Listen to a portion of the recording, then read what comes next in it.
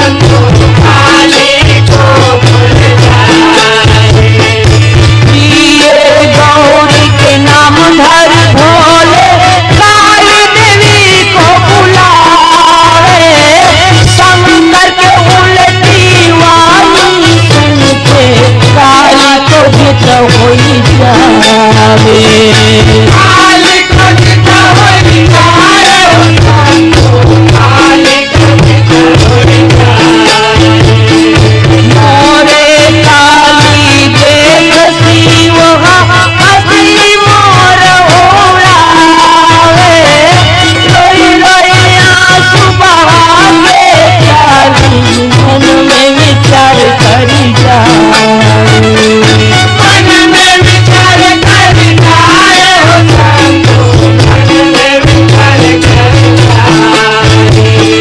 शिव भोले मुरारी उड़ावे, शिव भोले मुरारी उड़ावे, बिना फुकट हो जावे।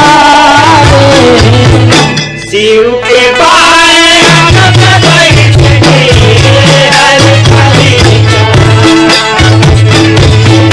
शिव के पाए हम बैठ के हर खाली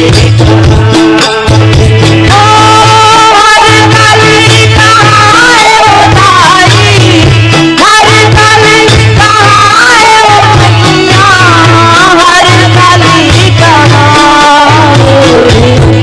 शिव को पाए अंग में बैठ के हर खाली हो दाई, शिव के पाए अंग में बैठ के हर खाली ओ मैया, शिव के पाए अंग में बैठ के हर खाली